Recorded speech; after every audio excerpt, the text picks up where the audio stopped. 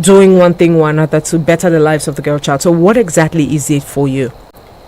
Well, before we start, Happy International Day of the Girl Child.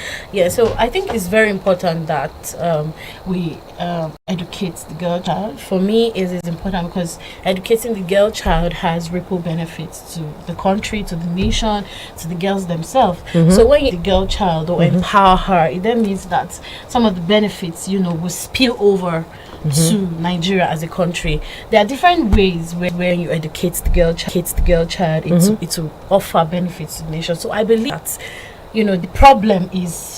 the main problem is with the girl child, is with the women. If we check that recently we were on radio, you were talking about how women are more than men, but at the same time when we talk about productivity or financial power, we tend towards the male. So how is it that the population or the people, the majority, do not have financial power to stand on their own? So for me, I believe that when you educate the girl child, you're more of the population has more power, and it will spill over to national definitely. Yeah. And yes, of course, we had people talk about it, contribute in the first hour of the show. But what do you think can be done to have more women do that? Because this time around, it's looking like, from the conversation we had in the first hour, is looking like we have lots of people willing to support the woman and encourage them to do what they want to do. But now it is their responsibility to be willing to do what they are being supported to do. What do you think can be done? Okay, yes. Okay, we have some things to talk about before we get there, but just to answer your question. So I believe that now the word includes, like how when you're not in Nigeria, being a Nigerian is the swag thing now. Everybody wants to identify as a Nigerian. You see a white woman saying, "Oh, I have 2% Nigeria gene in me," and all that. So that is how the word inclusivity is now the swag word. Organizations now, you see them say, "Oh, we are very inclusive," but when it comes down to the action, we don't see it. So for me, I believe that one of the best ways to get women involved or to build women is for them to build capacity. And for them to build capacity, we need to engage men as agents of change. Of course. When we talk about women's rights, most times I say that we cannot achieve it without including the men, because most women, whether we like it or not, our paths are intertwined with these men as wives, as mothers, as colleagues. So one way or the other, these men collaborative effort. So it should be a collaborative effort. So if you have more men talking about it, if you have more men moving to say, "Oh, we should educate our girls, we should do this," then you see that other men that saw it as an alien notion, they begin to want to, buy into the entire idea. So let's not just depend only on the word. Let us actually, go into the action of including women in things, and you see it's going to enhance a lot of women change. And of course, we see that you have a whole paper prepared for us here today as regards the improvement of the lives of the girl child. But let's hear you. For me, I just wanted to talk about 4 aspects. Thank you. Because when we talk, it seems like a far-fetched thing that we're saying about. But when I believe that when we begin to talk about significant areas where when we do these things, it will help us to. Most people do not want to talk about things if it doesn't benefit them. Of course. And most times, from my YouTube channel, when I talk about how you have to educate girls or you have to move for women's rights, people tend to see it as someone once asked me, who is stopping women? Do you get? But most people don't go out there, they don't see what happens, what happened in rural communities, especially rural communities. And we have to realize that it is not just urban communities that make up the country. Rural communities also too are part of the country. So if we don't take these efforts down to grassroots, then all the aim, is completely. We have not gotten there. Recently, I went for an outreach program in a very, very rural community in Kogi State, and what I saw there still spoke to the fact that more girls need to be educated, more organizations and the government need to get involved with empowerment of girls and educating the girl child. Now, when you talk about nobody, people should allow girls to go to school, you hear people that are in urban areas say, I don't think any child. That's a problem now. Exactly. But now look at the rural area. A family where a man had 4 children, 3 of them were girls and 1 was a boy. And imagine that the man decided to pay the school fees of only the boy. Yes. In this time and age, that these things happen. So there are some areas of Nigeria now that people are advocating for more and more. The first part is the maternal health. The recent advert about the maternal health MRH collective, you see where a lot of women enter as a plane, pregnant women are in a plane, and after some time, so that speaks volumes about what happens in maternal health. So if we can know that something as little as now, one of the leading causes of maternal mortality, another cause of maternal mortality would be that some women have poor health seeking behaviors. Some women, especially in our northern areas, they do not access this care. We know that there are primary health care facilities for women, but when they want to give birth, because they are not aware of some of the implications or complications that will arise from childbirth, they do not access health facilities.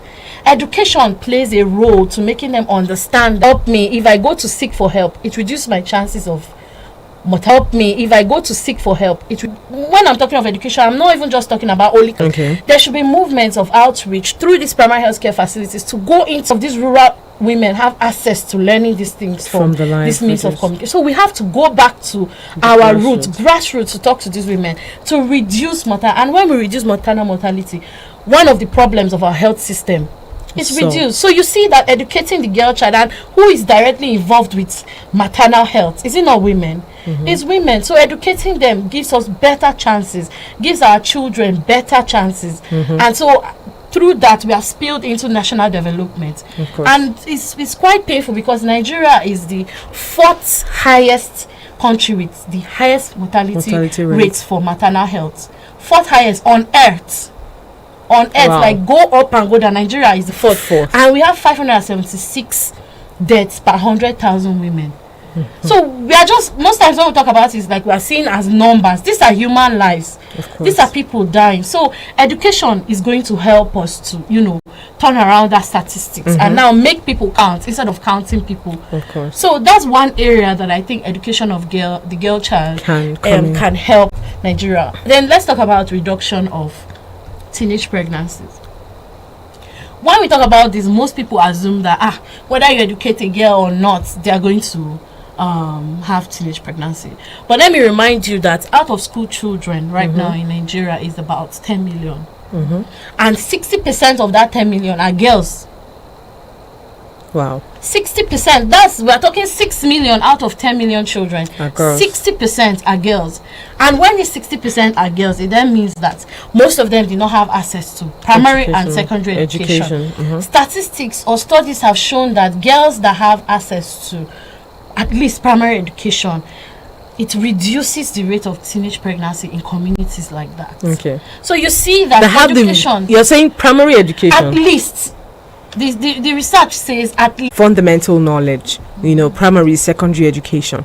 But when we talk about education, sex education, it's not about a formal classroom kind of thing. Obviously. Because even in some of these schools, when people move, I've seen people make movements for these education, reproductive health, sexual education being inculcated into the curriculum. We see people, frown at it and saying these are things you shouldn't be learning in the classroom. They are things that you should learn from your parents and all of that. But now you're saying if they have at least primary education, I didn't get sex education or sexual education from school. You see, that's why we're moving for a more inclusive education. When we are saying more inclusive education, we are saying that there should be an inclusion of age appropriate sex education to kids.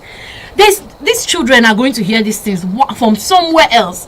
So how about we curtail what they hear and make sure that what they hear is something that will protect them. No matter the way we go around this thing, knowledge is power. A child that is equipped with knowledge has better chances of surviving in the world.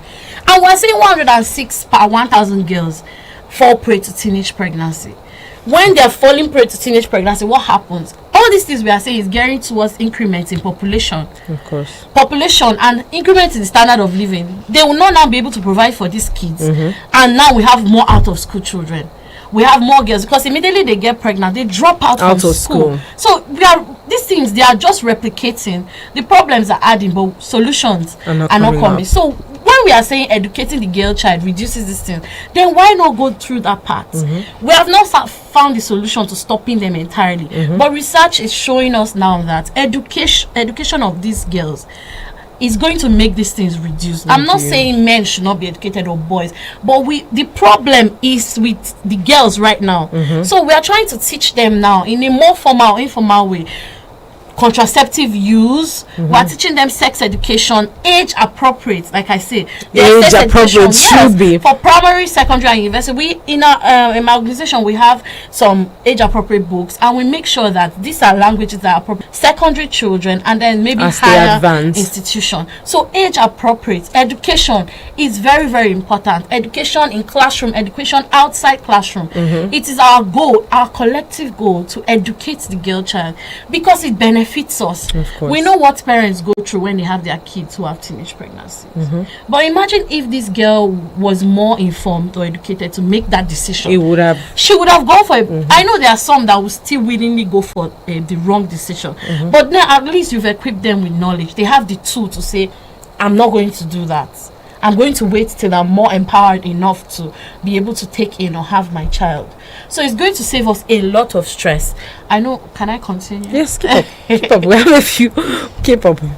And then another area I'll talk about is the population reduction. Now we're saying that the population is more than the resources that we have in Nigeria.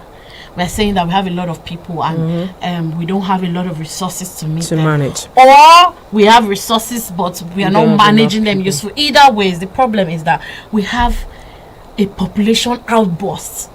We are a lot in Nigeria, a lot. Even as people are still traveling out, we still have population of it's too much. And that's the funny thing. Exactly. And let me tell you now, fertility rate of a Nigerian woman is high. Normally high, and I think it's about in 2003 it's about 5.07 per woman. The fertility rate, that means per woman we are talking 5 children.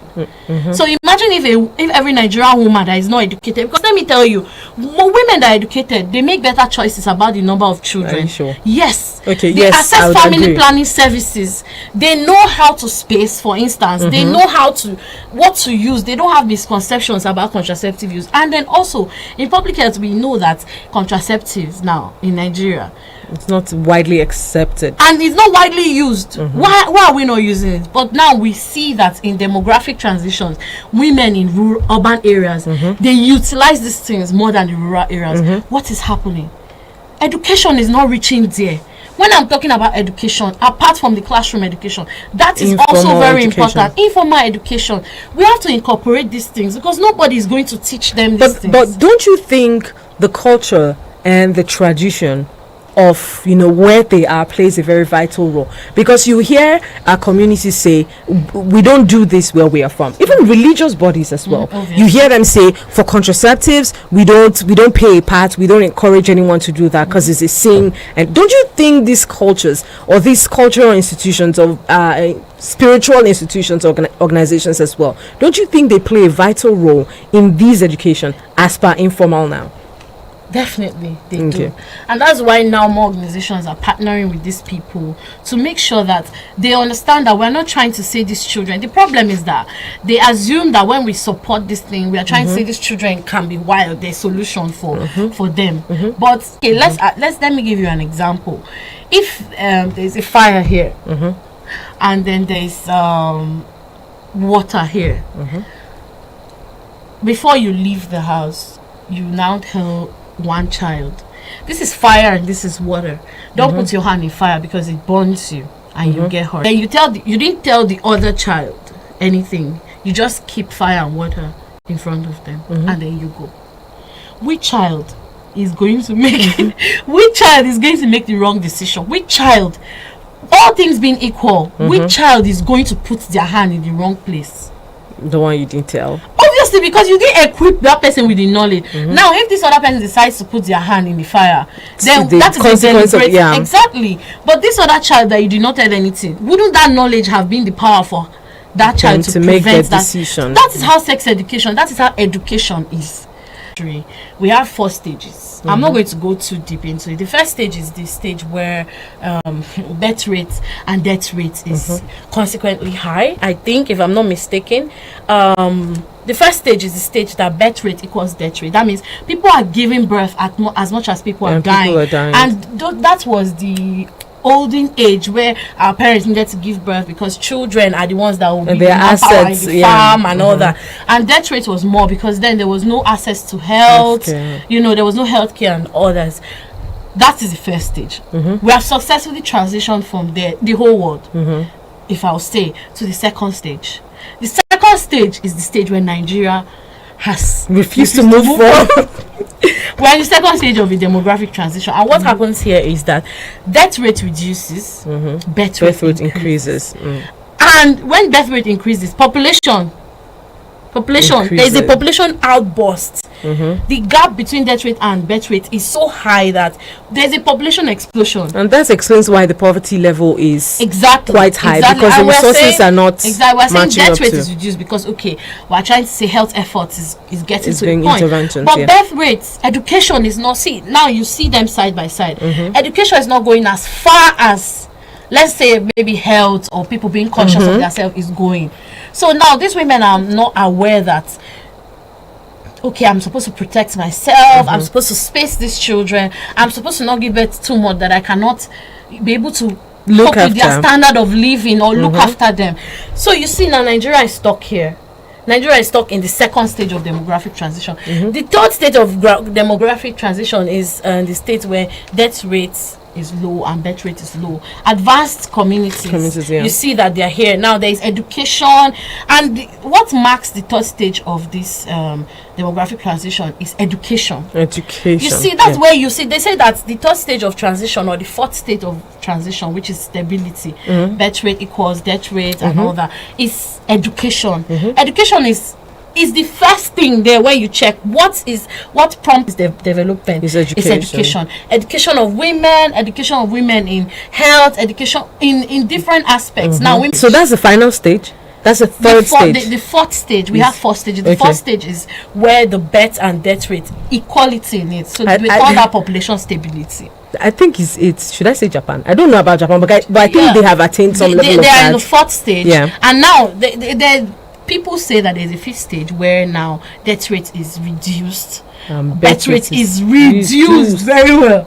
As the birth rate is so reduced. Because we see that China is now saying people can give birth to more than one. You know, there's this movie.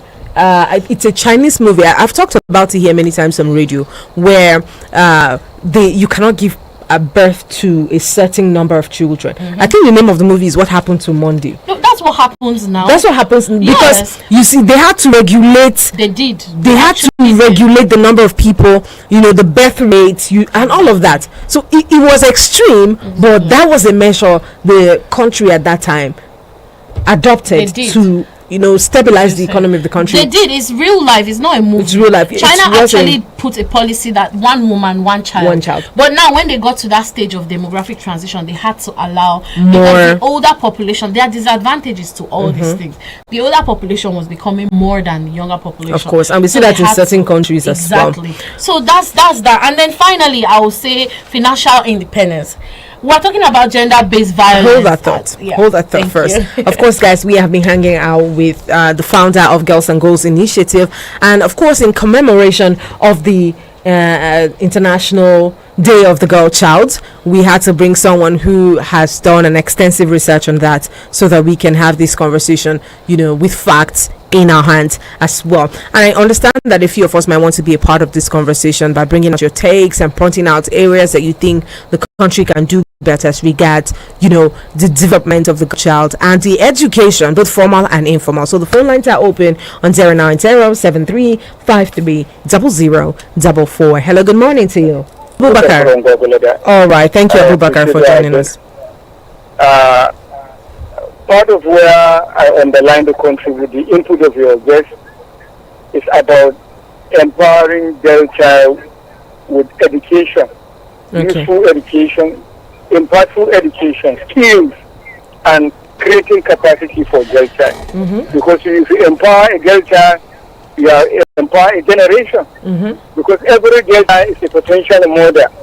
A useful mother will raise a useful, impactful student. Okay. That is my tip. Thank you. All right. Thank you so much, Abubakar, for your contribution right there. Please, you can make more contributions on 090-7353-0044 or 090 is open to take your reactions via voice notes, calls, and WhatsApp messages and text messages as well on 090-9705-4450.